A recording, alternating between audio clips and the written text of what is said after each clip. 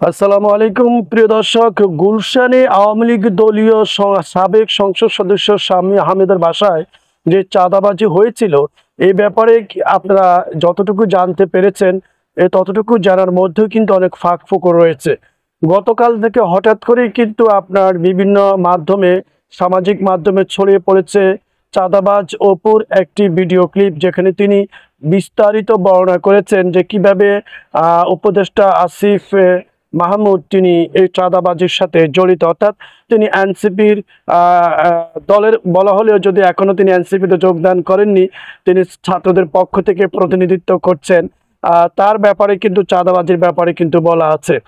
তো এখানে আপনারা তো জানেন যে ঢাকার যে ইশরাক, দক্ষিণের ইশরাক কিন্তু আপনার মেয়র হওয়ার জন্য কিন্তু প্রচণ্ড ধরনের কিন্তু রাষ্ট্রীয়ভাবে বাংলাদেশকে এক পেশে করে রেখেছিল, এবং আপনার যে কি বলে সিটি কর্পোরেশন তালা মেরে রেখেছিল, মাসব্যাপীর উপরে সেখানে আন্দোলন সংগ্রাম করছিল। অবশেষে সে উপদেষ্টা আসিফের বা তাদের শক্ত অবস্থানের কারণে সেখান থেকে সরে যেতে বাধ্য হয়েছিল। সে তো নিজেকে মেয়র দাবি করেছিল, তাকে মেয়র সাহেব বলতে হবে, স্যার বলতে হবে, একদিন ইচ্ছে করলে তিনি মেয়র হয়ে যেতে পারেন, নানান ধরনের ফাটাকাষ্ট স্টাইল কিন্তু তিনি বক্তৃতা দিয়েছিলেন।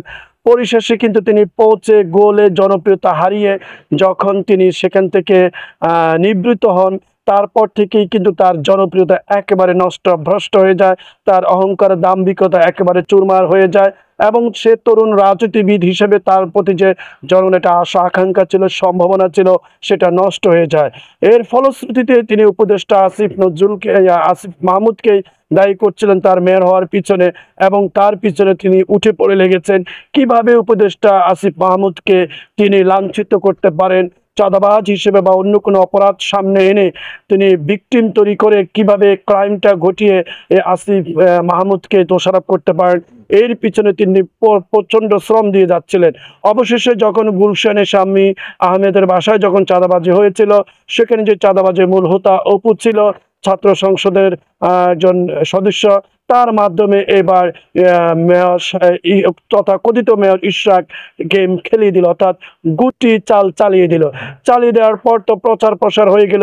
এরপর ইশরাক যখন জানতে পারলো যে সাবেক সংসদ সদস্য শামীম আহমেদের গুলশান বাসায় চাঁদাবাজি হয়েছে এবং কোটি কোটি টাকা সেখানে পাওয়া গিয়েছে, ওই সুযোগটা সে কাজে লাগাতে সে উঠে পড়ে লেগেছে।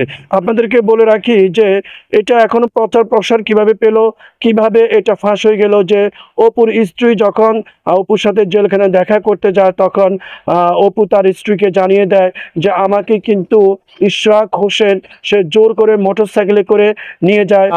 তারপর কিন্তু ইশরাক অপুকে যে একটা সাহায্য সহযোগিতা করবে এই আশ্বাস দিয়ে তাকে এরপরে নিয়ে এসে তাকে বাসায় বা যে কোনো একটা জায়গায় নিয়ে যায়, এবং তাকে এবার সাহায্য সহযোগিতা আশ্বাস থাক দূরের কথা, এবার তাকে ভয়ভীতি দেখিয়ে তাকে ভিডিও করিয়ে নেয়, এবং ভিডিওতে কিভাবে উপদেষ্টা আসিফকে জড়ানো যায় সে একটা পরিকল্পনা করে, এবং একটা তথ্য মিথ্যা বানানো একটা গল্প সাজিয়ে এবার তাকে কিন্তু সে বলির পাঠা বানিয়ে দেয়। ভিডিও ক্লিপটি ধারণ করে রাখে 15-16 দিন পর।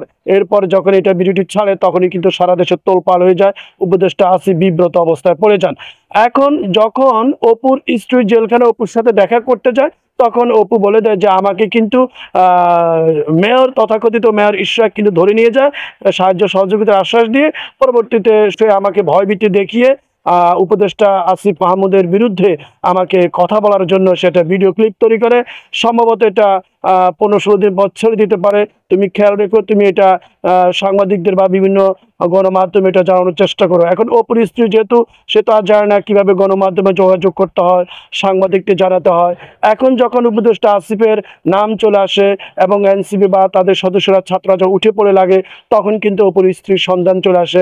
এখন অপুর স্ত্রী সাংবাদিক বলছে যে আমি তো আপনাদেরকে চিনি না, জানি এতগুলো মিডিয়া, এতগুলো লোক মানুষ, এখন আমার বলার সুযোগ এসেছে, আমি বলছি এটা সম্পূর্ণরূপে মেয়র ইশরাকের কাজ। প্রিয় দর্শক, যদি মেয়র ইশরাক সত্যি সত্যি এটা জড়িত হয়ে থাকে এবং এই কাজগুলো করে থাকে, তাহলে কিন্তু কেল্লাপথ মেয়র ইশরাক কিন্তু আর মেয়র হওয়া লাগবে না, সাধারণ এমপিও আর হওয়া লাগবে না, তার ক্যারিয়ার আরও বেশি দুমড়ে মুচড়ে এখানে শেষ হয়ে যাবে। তবে প্রিয় দর্শক, যেহেতু আমাদের প্রশাসন কিন্তু এখন বিএনপি মুখী হয়ে উঠেছে, তাদের ধ্যান ধারণা বিএনপি ক্ষমতায় যাবে, তাই তারা আগে থেকে বিএনপি স্পন্সরের কাজ শুরু করে দিয়েছে। অনেকগুলো বিষয়, অনেক কিছু ক্লিপ, অনেক কিছু জিনিস কিন্তু তারা এড়িয়ে যায় এবং সেটাকে ব্যক্তিগত ক্রন্দল দ্বন্দ্ব এবং হিসেবে চালিয়ে দেয় এবং চাঁদাবাজকে চাঁদাবাজি এগুলি বলতে কিন্তু এখন আর তারা নারাজ, এবং এটিগুলো একটা সুন্দর শৈল্পিক রূপ দিয়েছে যে আসলে চাঁদাবাজি হচ্ছে না অমুক জায়গায়, সেখানেও তাদের অন্তর কোন্দলের কারণে একে অপরকে হত্যা করেছে বা মারামারি করেছে বা সেখানে এই সংঘাতের সৃষ্টি হয়েছে। পরবর্তীতে এটা মিডিয়া চলে আসে। এটা কিন্তু এখন পুলিশ বা প্রশাসনের নতুন একটা গেম চাল বিএনপির পক্ষ নিয়ে কাজ করছে। যদি নিরপেক্ষতা নিয়ে কাজ করা হয় তাহলে থলে বিড়াল বেরিয়ে আসবে, উপদেষ্টা আসিফ মাহমুদ যদি জড়িত হয় তার নাম বেরিয়ে আসবে, আর ইশরাক যদি এই এত চক্রান্ত করে যদি এই জিনিসটা করে থাকে তাহলে ইশরাকের খেলা খতম।